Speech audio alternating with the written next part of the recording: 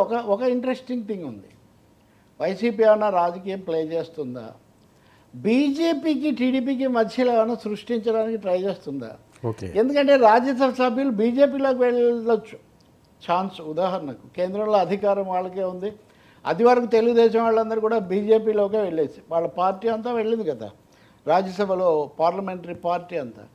అందువల్ల బీజేపీలోకి వెళ్ళడాన్ని ప్రియంప్ట్ చేయడానికి ముందుగానే ఏదో ఒక చర్చ చేయడానికి ఇదేమన్నా తీసుకొచ్చారా? ఇంకొకటి ఏంటంటే జనసేనలోకి వెళ్తారని కిలార్ రోసే ఇట్లాంటి వాళ్ళు అక్కడ ఇండికేషన్స్ వస్తున్నాయి కదా.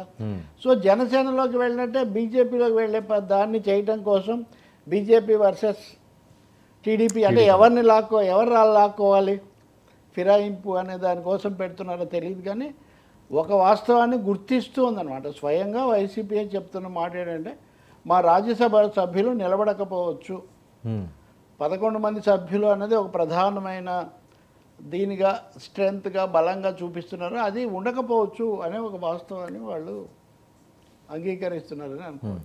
అంటే సార్ వీళ్ళు రాసిన అది ఐటమ్ సంబంధించి 70 కోట్లకి ఒక ఎంపీ స్థాయి వ్యక్తి ప్రలోభ పడతారా? ఎలక్షన్లోనే 200 కోట్లు అంటారు, 150 కోట్లు అంటారు. మీరు రేటు పెంచమంటారు. అలా కాదు సార్, అంత తక్కువ ఉంటుందా అని మామూలు జనరల్గా. ఒక ఎమ్మెల్యే చాలా పేరు ఉంది ఆయనకు బాగా, ఆయన కుటుంబంలో అందరూ ఎమ్మెల్యేలు మంత్రులే. ఆయన ఓ పార్టీ మారాడు.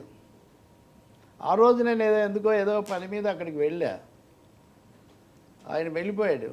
ఆ తర్వాత నేను ఎక్కడికి వెళ్ళానో ఆ పెద్ద మనిషి చెప్పాడు, మేము ఏదైనా కమిట్మెంట్ ఇస్తే కమిట్మెంటేనండి, ఇప్పుడు ఈయనకు పలానా కమిట్మెంట్ ఇచ్చాము, ఆయన వచ్చాడు, దాన్ని అయిపోయింది, అది మాట్లాడడానికి వచ్చాడని చెప్పాడు. సో అలా ఉంటాయి అంటే అన్నీ క్యాషే కాదు, క్యాష్ అండ్ కైండ్ చాలా ఉంటాయి. క్యాష్, కైండ్, పొజిషన్స్, ఏరియాలు, పలానా ఏరియా నాయకుడు చూశారు కదా, ఏరియాలు, జోన్లు, పర్సంటేజ్లు, పార్ట్నర్షిప్లు, సామంతరాజులకు అప్పచెప్పినట్టు బహురూపాల్లో ఉంటాయి ఇవన్నీ అగ్రిమెంట్లు. కాబట్టి మీరు కేవలం వాళ్ళకి అన్యాయం జరుగుతుందని మీరేమో ఆందోళన పడకండి. వర్మ గారు 70 కోట్లకైనా రాజ్యసభ కనీసం ఇంతకంటే రెట్టింపు ఉండాలి అంటే ఈ దేశంలో ప్రజాస్వామ్యం విలువ చివరికి అక్కడికి వచ్చింది. చాలా ఎగువ సభలోనే ఇలా జరుగుతున్నటువంటి పరిస్థితి. ఎనివే వైసీపీ కొంచెం వాస్తవాన్ని గుర్తించాల్సిన ఒక అవసరం దీంట్లో తెలుస్తుంది. అంటే ఇప్పుడున్న బలం కూడా ఇలాగే ఉండకపోవచ్చు, అవును, ఇంకా తగ్గించే ప్రయత్నం కూడా ప్రత్యర్థులు చేస్తారు. చేయకుండా జగన్మోహన్ రెడ్డికి 11 మంది ఇలాగే ఉండాలి, మోడీ ఆయన మాట వినాలని వాళ్ళు ఎందుకు కోరుకుంటారు? సరే, చంద్రబాబు నాయుడు గారి దగ్గర ఈ సూపర్ శిక్ష అనే అంశాన్ని పెద్ద ఎత్తున వీళ్ళు జనాల్లోకి తీసుకువెళ్తున్నారు. సో అది సక్సెస్ఫుల్గా సాగించే పరిస్థితి ఉంటుందా? ఎందుకంటే చంద్రబాబు నాయుడు గారిని నమ్మి చాలామంది పరిశ్రమలు పెడతారు, పెద్ద ఎత్తున తరలి వస్తారని మాట్లాడే పరిస్థితి. అసలు ఏం చేస్తున్నారు, ఎవరు వస్తున్నారు అన్నది మీరు చెప్పాలి, ఏదో శ్వేతపత్రాలు ఇస్తే సరిపోదు కదా అన్నట్టుగా వీళ్ళు వెర్షన్. సూపర్ 6 చూస్తే భయం వేస్తుందని చంద్రబాబు నాయుడు స్వయంగా అసెంబ్లీలో అన్నారు. రెండోది అందులో రెండో మూడో కొంతవరకు అమలు జరిగాయి తప్ప అనేకం ఇంకా సందేహాస్పదంగా ఉన్నాయి. ఈరోజు పింఛన్లు పంచుతుండొచ్చు, కానీ ఆర్థికంగా ఒక 12,000 కోట్ల అప్పైన విషయం కూడా నిన్న మనం చర్చించాము. అందువల్ల సూపర్ 6 అనేది అంత సూపర్ డూపర్గా ఇప్పటికిప్పుడే అమలు అవుతుందా, కొంచెం డ్యాంపర్ అంటారు, కొంచెం మందగమనంలో పడుతుందని సందేహంగానే ఉంది. అయితే అందుకు సంబంధించి వీళ్ళకేమీ ఆయన ఎక్స్ప్లెనేషన్ ఇవ్వక్కర్లేదు, ప్రజలకైతే ఉంటుంది.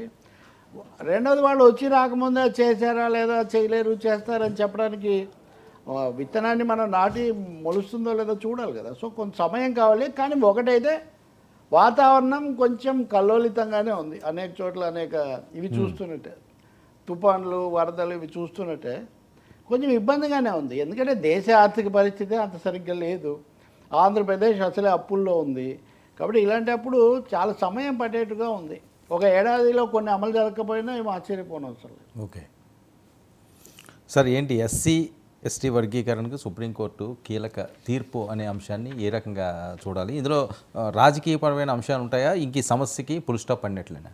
ఇది ఫుల్ స్టాప్ కాదండి, ఇది మొదలు మాత్రమే. ఇది చాలా కీలకమైనటువంటి తీర్పు. ఇది గతంలో ఇవి తర్వాత ఆంధ్రప్రదేశ్ చిన్నస్వామి, అవును, దానికి సంబంధించి జరిగినటువంటి దాంట్లో అప్పుడు ఇచ్చిన తీర్పును సుప్రీంకోర్టు తన తీర్పును తనే తిరగరాసింది. అవును. సో ఇది చాలా చారిత్రాత్మకమైనటువంటి విషయం. 5 సభ్యులది 7 సభ్యులు అదే తిరగరాశారు. 5గురిది తిరగరాయాలంటే 7 కావాలి. 7 కావాలి. 7 తిరగరాయాలంటే మళ్ళీ 11, 13 అలా అనేక లెక్కలు ఉన్నాయి. 9 ఉందండి. ఏది